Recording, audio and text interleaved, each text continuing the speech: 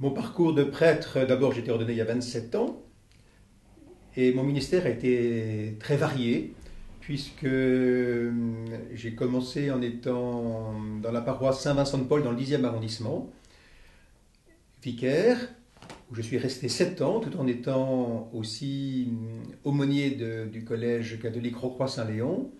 Après quoi j'ai été nommé formateur au séminaire de Paris et au service des vocations. Un an après, j'ai été nommé en plus aumônier du collège-lycée Gerson dans le 16e arrondissement. Avec donc ce triple ministère, et tout en étant aussi aumônier diocésain des Scouts unitaires de France. En 1999, j'ai été nommé chapelain de la chapelle Notre-Dame du Saint-Sacrement dans le 16e arrondissement. J'ai quitté le séminaire, mais je suis resté à Gerson. Je suis donc resté à Gerson 10 ans et chapelain de Notre-Dame du Saint-Sacrement jusqu'en 2003, où j'ai été nommé curé de Saint-Léon. Ma réaction quand j'ai été appelé à être vicaire général tient un peu du tsunami. C'est vraiment la dernière chose à laquelle je pensais. Et donc, après 3 courts jours de réflexion, de prière bien sûr, et de conseils autour de moi, j'ai accepté cette nouvelle mission qui me dépasse, qui ouvre mon champ pastoral au niveau du diocèse.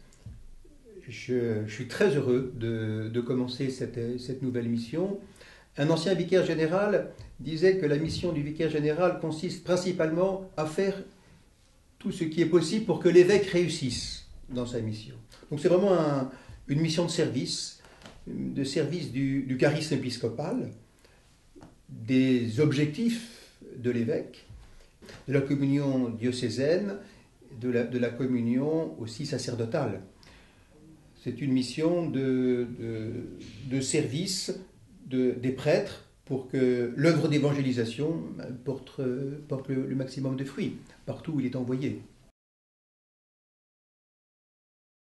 Alors mes missions comme vicaire général seront multiples, variées, vous l'imaginez. Tout d'abord l'accompagnement des paroisses, des équipes sacerdotales du 8e arrondissement, du 16e arrondissement, du 17e arrondissement. J'aurai aussi, de manière transversale, au niveau du diocèse, l'accompagnement de plusieurs équipes, de plusieurs réalités diocésaines. Tout d'abord, l'accompagnement du pôle adolescence avec le père Arnaud Gauthier, l'accompagnement des JMJ, l'accompagnement de la catéchèse, l'accompagnement des communautés nouvelles, l'accompagnement des relations avec l'islam, et enfin, ce qui n'est pas rien, le suivi des grands événements diocésains avec en ligne de mire ce grand moment annoncé déjà, voulu par le cardinal, qui est l'Avent Noël 2014, un grand événement missionnaire porté par les paroisses, mais aussi avec le diocèse, bien sûr.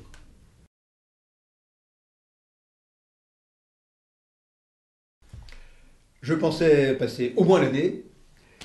Je leur ai déjà adressé quelques messages.